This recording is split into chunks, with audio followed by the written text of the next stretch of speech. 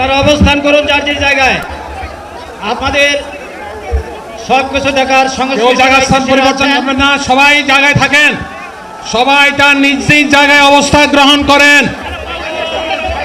সবাই তার নিজ নিজ জায়গায় অবস্থান গ্রহণ করেন। আপনারা নিজ নিজ জায়গায় থাকুন, প্রয়োজনীয় দিক নির্দেশনা দেওয়া হবে। আপনাদের উত্তেজিত উৎপীড়িত হওয়ার কোনো কারণ নেই। মহান রব্বুল আলামিনের একান্ত মেহেরবানিতে আমাদের প্রোগ্রাম। আলহামদুলিল্লাহ, শুকরান, আলহামদুলিল্লাহ কাসিরান। সম্মানিত ভাইরা, আপনারা সম্মানিত ভাইরা, আল্লাহ রাব্বুল আলামিনের রসের মেহমানিতে এই গরমের সদরে মাহফিল মুহতারাম আমিরে জামাত ও জিনে সুস্থ হয়ে যাবেন ইনশাআল্লাহ।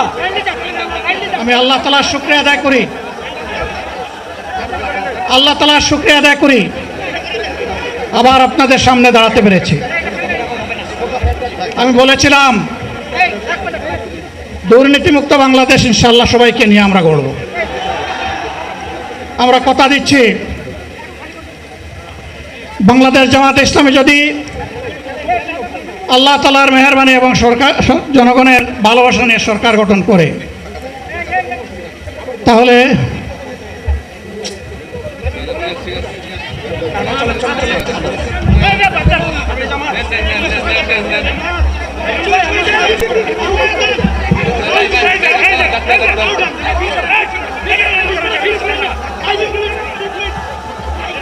আপনারা নিজ নিজ জায়গায় অবস্থান করুন। আমাদের স্বেচ্ছাসেবকগণ আছেন, সংশ্লিষ্ট বিভাগের দায়িত্বশীলরা আছেন, তারা প্রয়োজনীয় ব্যবস্থা নেবেন। কারো মাইকের সামনে আসার দরকার নেই।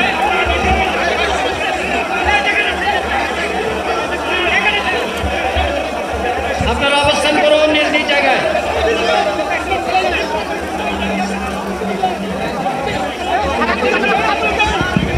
সবাই মেহরবানি করে শান্ত হয়ে বসুন, শান্ত হয়ে বসুন, শান্ত হয়ে বসুন। আপনারা সকলেই ভাইরা, আমিরে জামাত একটুখানি অসুস্থ হয়েছেন, গরমের কারণে হয়েছেন, কিন্তু উনি বারবারই চেষ্টা করছিলেন বক্তব্য দেওয়ার জন্যে। ডাক্তাররা বলছেন ওনার আর বক্তব্য রাখা ঠিক হবে না। ওনার যে বক্তৃতা,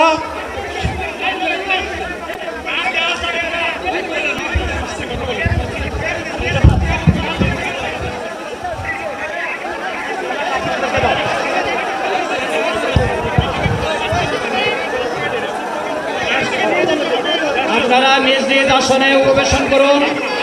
সংগঠনের দায়িত্বশীলগণ প্রয়োজনীয় দিক নির্দেশনা দিবেন। আপনাদেরকে নিজ নিজ জায়গায় অবস্থান করার জন্য অনুরোধ করা হচ্ছে। এটা দেন না এখানে। আপনাদের এই ড্রোনগুলো আলহামদুলিল্লাহ, আলহামদুলিল্লাহ। আরে আল্লাহ যত সময় আয়াত দিচ্ছেন, আল্লাহ যত সময় আয়াত দিয়েছেন তত সময় মানুষের জন্য লড়াই করবো ইনশাআল্লাহ। এ লড়াই বন্ধ হবে না। বাংলার মানুষের মুক্তি অর্জন হওয়া পর্যন্ত আমাদের লড়াই অব্যাহত থাকবে। বলছিলাম, জামাতে ইসলামী যদি আল্লাহর ইচ্ছা এবং জনগণের ভালোবাসায় বাংলাদেশের মানুষের সেবা করার সুযোগ পায়, তাহলে মালিক হবে না, সেবক হবে ইনশাআল্লাহ।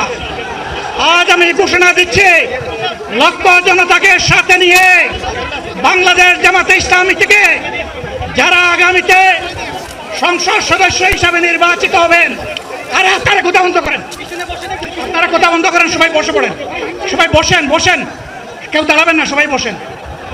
যদি আল্লাহর ইচ্ছায় জনগণের ভালোবাসায় বাংলাদেশ জামাতে ইসলামী থেকে সংসদ সদস্যরা নির্বাচিত হয়ে সরকার গঠন করেন, তাহলে কোনো এমপি, কোনো মন্ত্রী আগামীতে সরকার কিন্তু প্লট গ্রহণ করবে না। কোনো এমপি এবং কোনো মন্ত্রী ট্যাক্সবিহীন কোনো গাড়ি চড়বে না। কোনো এমপি এবং কোনো মন্ত্রী তার নিজের হাতে কোনো টাকা চালাচালি করবে না।